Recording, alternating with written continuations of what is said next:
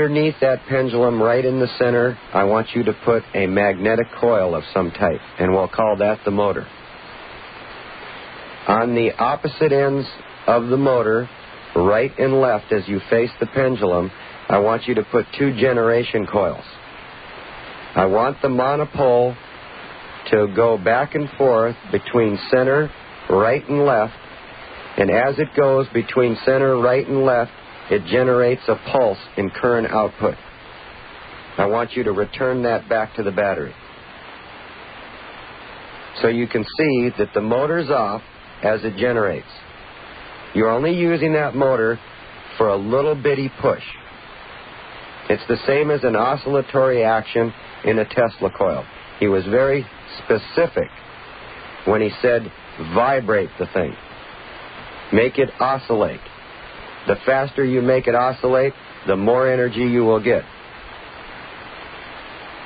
Is that clear? Clear enough as far as you've gone. What I don't understand then is you were saying if you were to use it in a different application, where would the monopole motor fit in? Craig, I want you to block out everything in your mind that you've ever been taught. Okay. All right? I want you to put the books down.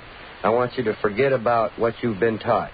What I want to do is open your mind up to think about how we can engineer a gravitational system to do the work for us. And we're going to do that with one of the simplest things, and that's a pendulum. Now, it's like a 500-pound weight on a swing, Craig. And behind that's a little child, and he's giving it a little tap. Sooner or later, it's going to go over the top, isn't it? Perhaps. Perhaps? Try it in the park sometime. That's all this motor is used for, is to give it a little tap every once in a while when the pendulum thinks that it's going to run down. Okay. Now, figure out in your mind a triggering circuit using a monopole, or one pole of one magnet. Now, how would you do that, Craig? Why don't you just go on now? I'm not sure where you're trying to take it. Craig, I am trying to get you to put down the book for a moment. I want everybody to put down the book. It's not in the books. I want you to open your mind and really think for a moment. Your wildest imagination. I'm going to take you on a ride right now. I'm going to put you on the swing set, Craig, and I'm going to get a little 3-year-old to give you a tap every once in a while you're swinging away. Sooner or later, that little 3-year-old is going to get you at 90-degree angle, and you're going to fall off the swing, aren't you? Well, if that's the crux of your argument, I don't know if I agree with that. Well, Craig, I am trying to... We're looking at it, Craig. It's just sitting here working. Craig, I am trying to get you to use the part of your mind that you've never used before. Well, tell me something. Tell me where I'm going wrong here. Using your analogy of a 3-year-old pushing someone in a swing, as the person goes up, the gravity vector increases, okay, and it's very difficult to get someone up to the 90-degree angle. It becomes increasingly difficult to get someone further up. Craig, right. If it was at the right time, and the swing was oriented exactly right, the Earth would help you. It would add a little bit of energy, wouldn't it? Yeah, if you could set it up right. Okay. I am using orthodox laws right now. The pendulum shows us the rotation of the Earth, right? So why not use the rotation of the Earth to aid us in getting energy? Okay, so how are you setting up the pendulum differently to take advantage of that? A normal pendulum, Craig.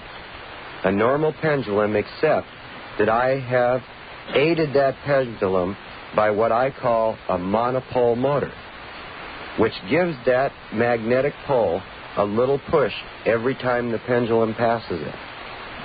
Now I am taking advantage as that monopole crosses the 2 inductance coils on either side as a generator.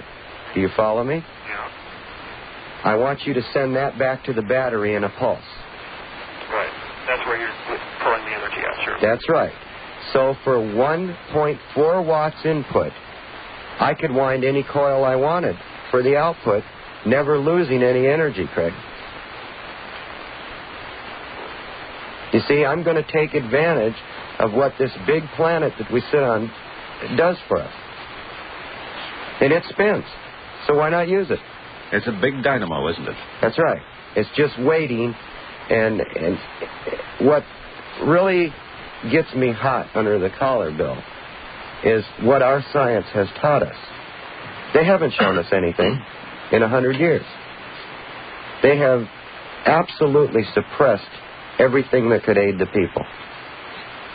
Now, we could pump hundreds of gallons of water, Craig, for that little 1.4 watts and take advantage of the earth, at the same time recharging the batteries that are running this pendulum.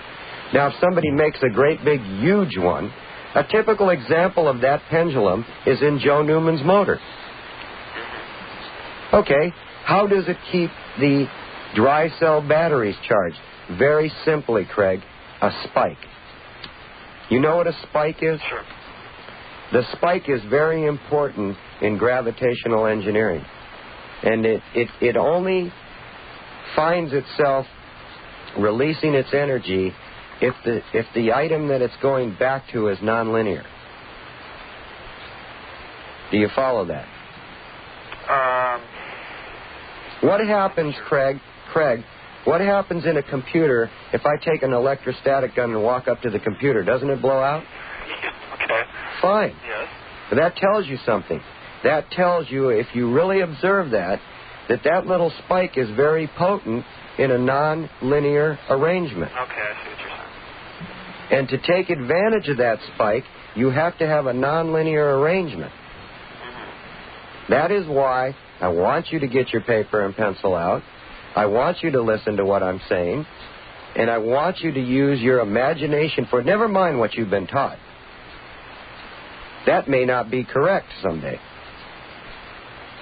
I want you to use your mind in engineering gravitational equipment that we can use. And with that, Craig, we're going to have to go to some of the other callers. Unless you have one last question, you want to pop the jump? I wanted to ask Tom Bearden something. He had mentioned that there are people who are doing experiments with scalar energy. He named one. That was one point where I couldn't hear clearly.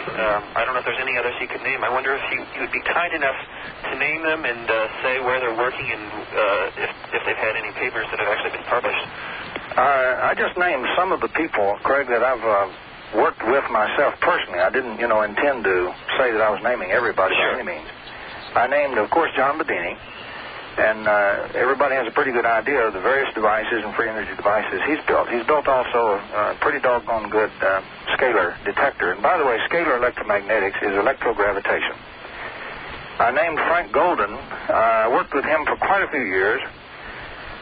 Frank has done some rather fundamental things. Only recently, scalar waves will go through water, will go through the earth. He has built some scalar communication systems. He's built a whole series, a rather large number of different kinds of scalar antennas and scalar detectors. He's worked out a beautiful series of very sophisticated detection instruments that allows him to detect scalar waves from storms, scalar waves that are placed onto weather and so forth by the Soviet Union, measure the scalar taps that the Soviet Union has placed into the Earth itself and put the Earth in scalar resonance, and he has in fact mapped the entire scalar resonance frequency responses of the Earth up to quite a large number. Where does he work? He works independently. He's an independent inventor all by himself. He's also done some extremely fundamental work in the field of boosting up the power of radionics. We had the privilege of being present when John Bedini took his scalar wave detector and measured that instrument and proved conclusively it does put out scalar waves.